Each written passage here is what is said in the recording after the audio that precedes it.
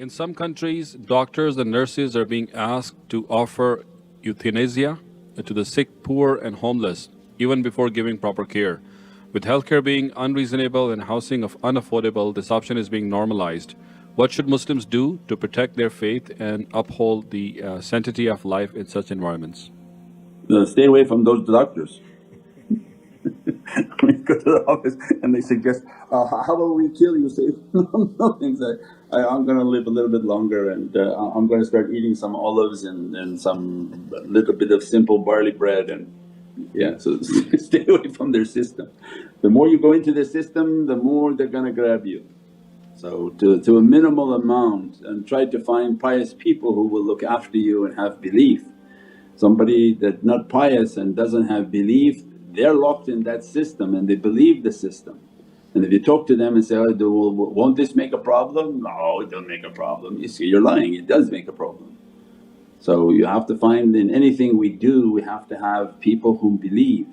When you go to somebody who doesn't believe, then you're going to have a problem.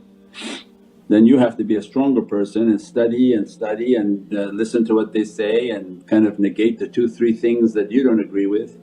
So that's the difficulty. But if you find people who believe and their heart are the people of dhikr, then alhamdulillah inshaAllah Allah inspire within them to have a stronger understanding of what's Islamically correct, and that the inner energy has to be perfected for an external reaction. But nothing happens on the outside if the inside is rotten. There can be no effect. You can put all the cream you want outside but inside something's wrong. So this is the reality. Anything affecting your skin has something to do with your inside, your digestive systems. Because the skin is what you would have like your testing ground.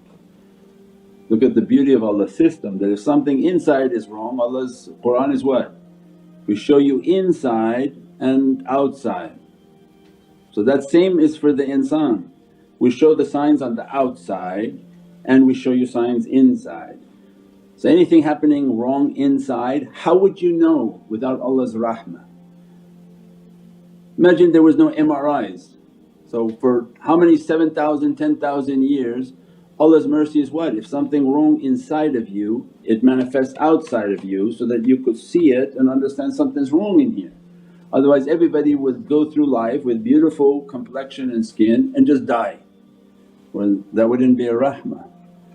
So Allah designed a system in which something wrong inside will manifest out. That is a sign something wrong is inside. Even look to the design Allah put within food. Why does a walnut look like your brain? Because what the people whom designed this in the heavens, they thought this was going to be funny. Or everything's, and we call it in Farsi we call it maghz, and they say has antiparasitical properties for also the brain and brain strengthening. Why? The brain needs these oils and fats. Their modern medicine wants to cut the fat from the brain and then people have dementia. Well, that's great for shaitan.